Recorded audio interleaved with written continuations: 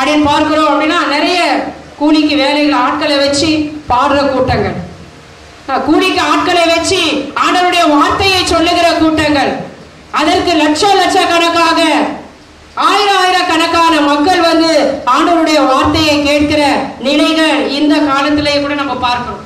ஆனா எத்தனை பேர் ஆவியின் அனலோடு கூட அக்கினியோடு கூட அவருடைய வாழ்க்கையை தொடர்ந்து நடத்தபடியாக அந்த கூட்டம் நடத்துகிற அந்த கூட்டம் அனுப்பி வைக்கிறது?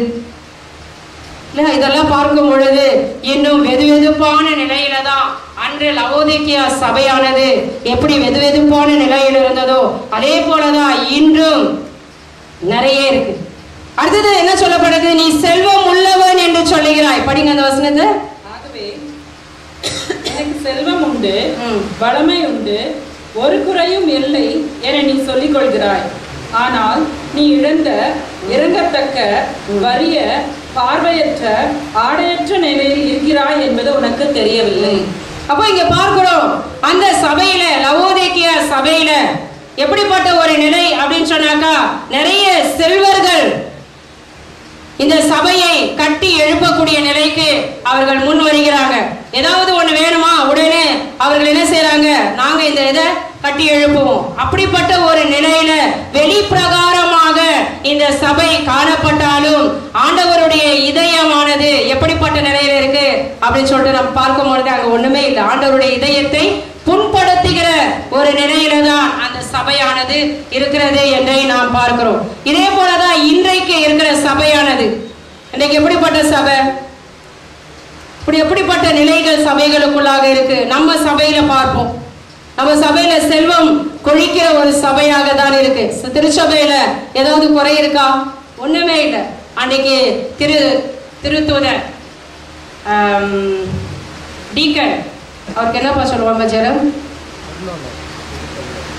டீக்கன் இல்லையா, அவர் வந்து ஃபாதர் ஆகிறதுக்கு முன்னாடி இருக்கிற பிரதரா இருக்கிறார்.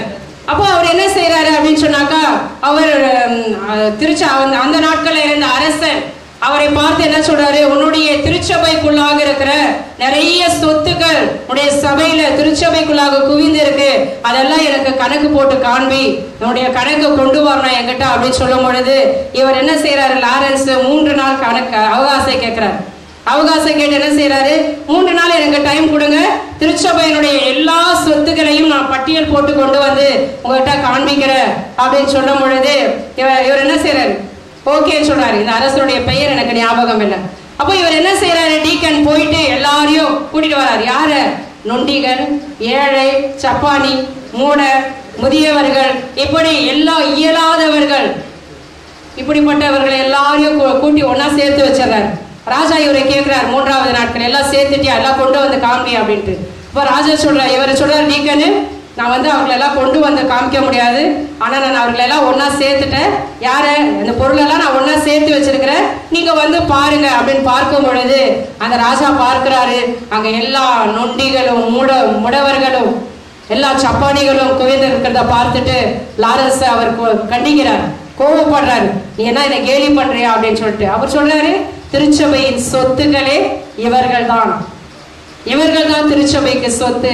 நீ நினைக்கிறது போல பொன்னும் பொருளும் என்கிட்ட இல்லை. இப்போ அன்றைக்கு இருந்த காலம் எப்படிப்பட்ட காலமா இருக்கு, இன்றைக்கு இருக்கிற காலம் எப்படிப்பட்ட நிலையில நம்முடைய சபைகள் இயங்கிட்டு இருக்கிறது அப்படின்னு நம்ம பார்க்கிறோம். இன்றைக்கு உன்னிடத்துல பொண்ணு இருக்கு, உன்னிடத்துல செல்வம் இருக்கு அப்படின்னு சொன்னா உன்னை எப்படிப்பட்ட ஒரு நிலையில பிரிவினைப்படுத்தி உன்னை வேறுபடுத்தி பார்க்கிற ஒரு கூட்டமானது உனக்கு நீ இருக்கிற தளத்துல இருக்கு அப்படின்னு சொல்லிட்டு நீங்க பாருங்க. ஹல்லேலூயா, ஹல்லேலூயா. அப்ப இப்படிப்பட்ட சபைகளை பார்த்து சந்திக்கும் பொழுது அவருடைய ஆலயங்களை அவ்வளவு காமிப்பாங்க. எங்க ஆலயங்களை பார்த்தீங்களா, ஒரு 15 வருடத்திற்கு முன்பாக இதுல ஒரு கூரை குடிசைதான் இருந்தது, இதற்குள்ளாக ஒரு பெஞ்சு கூட இல்லை. ஒரு முறை ஒரு பங்கு தந்தை அவரை நான் சந்திக்கும் பொழுது ரொம்ப சந்தோஷமா என்கிட்ட சொன்னாரு. நான் ரொம்ப வருஷம் கழிச்சு தான் அவரை போய் பார்த்தேன். அவர் சொன்னாரு, நான் வந்து பார்த்தியா, கோயில பார்த்தீங்களா அப்படின்னாரு. சொன்னேன், பார்த்த ஃபாதர், எப்படி இருக்கு அப்படின்னாரு. நல்லா இருக்கு அப்படின்னு. நான் நல்லா இருக்கு அப்படின்னு சொன்ன உடனே அவர் சொன்னாரு, ஆமா இந்த ஆலயத்தை நாங்கள் என்ன செஞ்சோம் அப்படின்னு சொன்னாக்கா ஃபுல்லாக மறைச்சிட்டு அவ்வளோ பெரிய பிரம்மாண்டமான ஆலயம். அந்த ஆலயத்தை நீங்கள் பார்த்துருப்பீங்க அநேகர் பேர், ஆனால் நான் சொல்ல மாட்டேன்.